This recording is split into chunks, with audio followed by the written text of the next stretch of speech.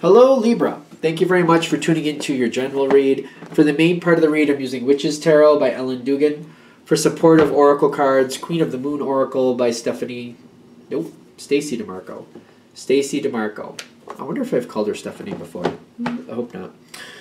All right, Libra.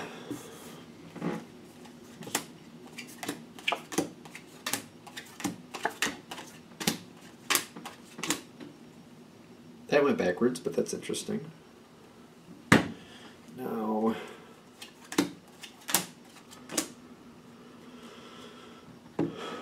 okay. What do we got going on here for Libra?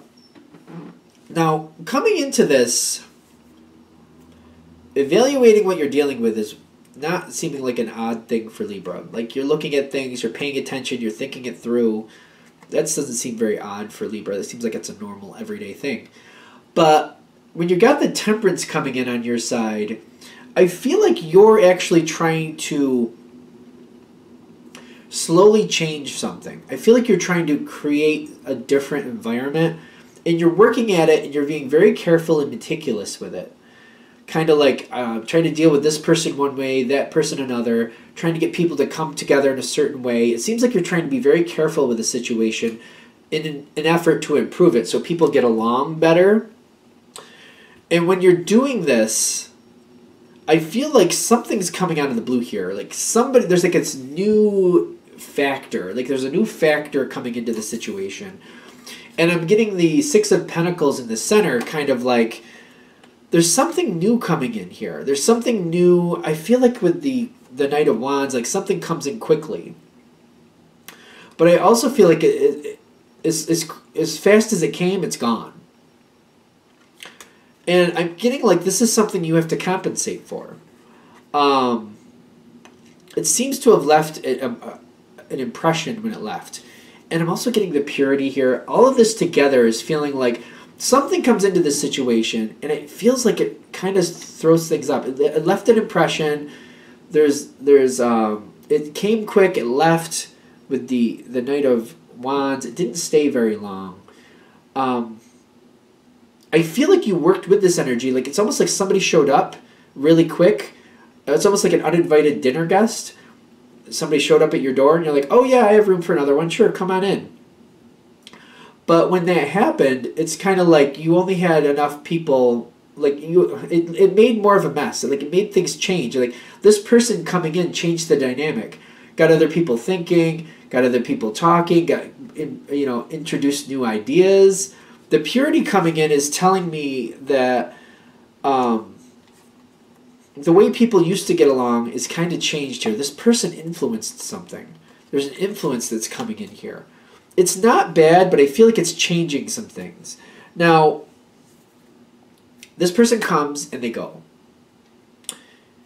But they left a lasting effect. Now, as you keep going from this, that's important for some reason. We'll keep going.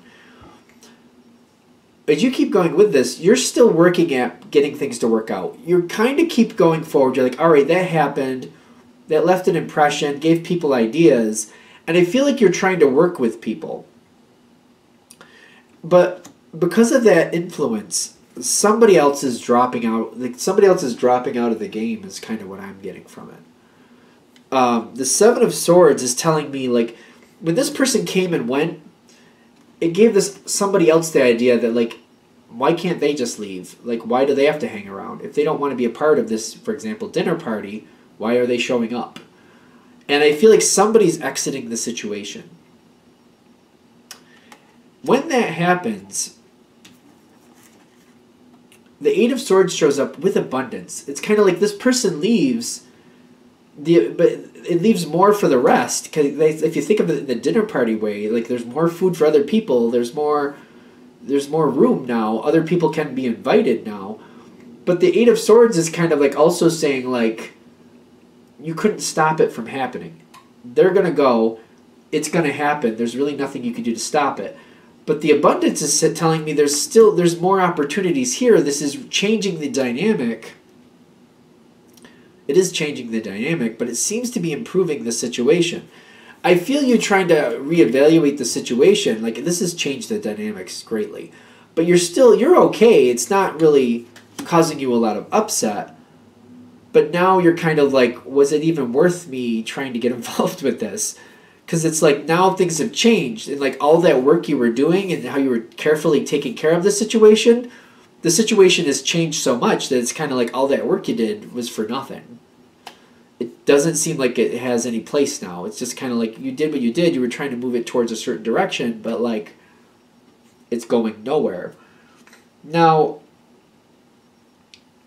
the dynamic is changing. I'm really getting that. Another person, like I feel like, I don't know what's going on here, but I feel like another person is entering. And I'm getting this, is this 9? 9 of Wands. There's a new person coming into the situation.